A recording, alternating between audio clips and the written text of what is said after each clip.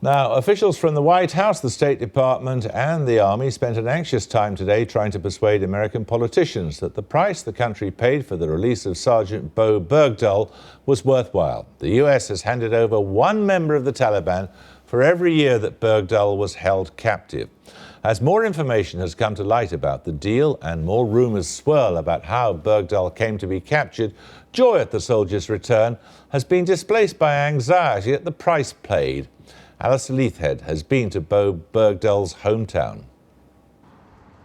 Bowe Bergdahl's balloons are still flying in Haley, Idaho, even if people here are feeling a bit deflated.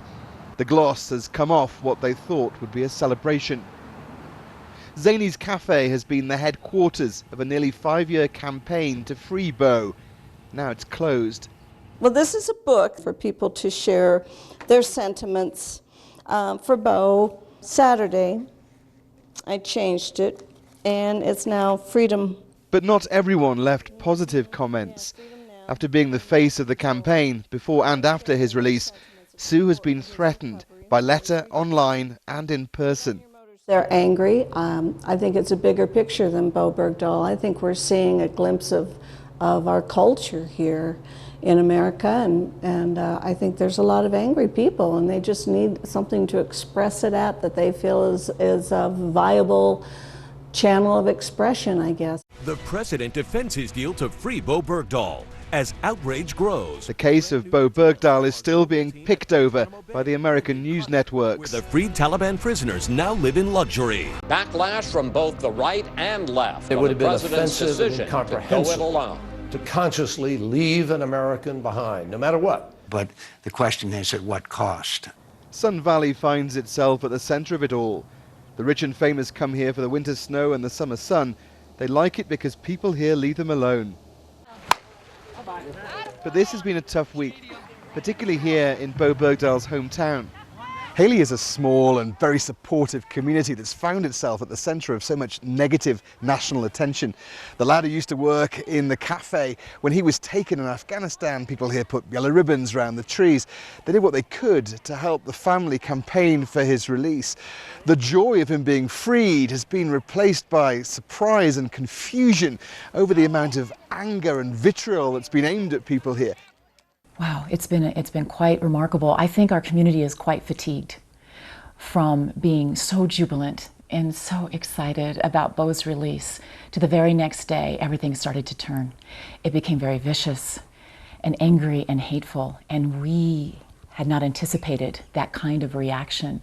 Dale Olau was planning a Bring Bowe Home event before he was released. They thought it could become a welcome home party, but it had to be cancelled.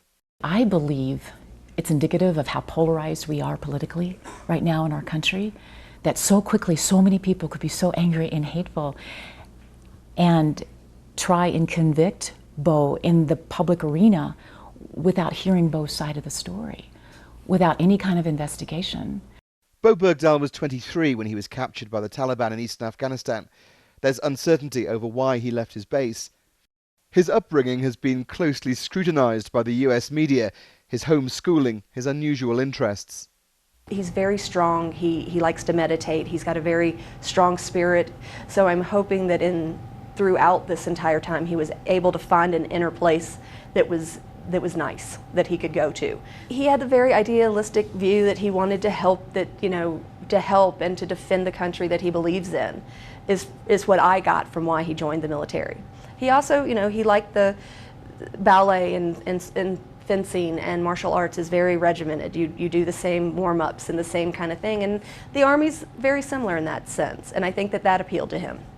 The release of 5 Taliban leaders from Guantanamo Bay has had even people in this community asking if Bowe's freedom was worth it. I would have to say that on balance, I think it was a poor deal, okay? So I probably, if I'm forced into one camp or the other, I'm forced in the camp that would say I oppose it. But it's kind of hard to jump up and say, I don't want a local boy to come home.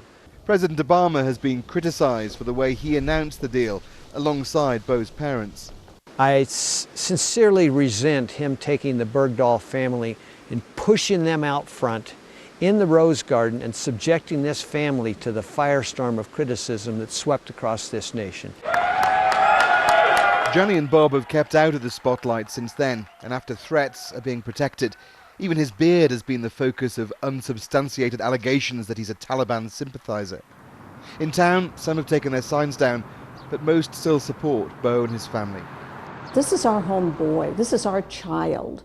We're not involved in this in a political, but a loving, heartfelt way. They hope that when Bowe eventually tells his own story of what he endured, it could swing the court of public opinion back in his favour.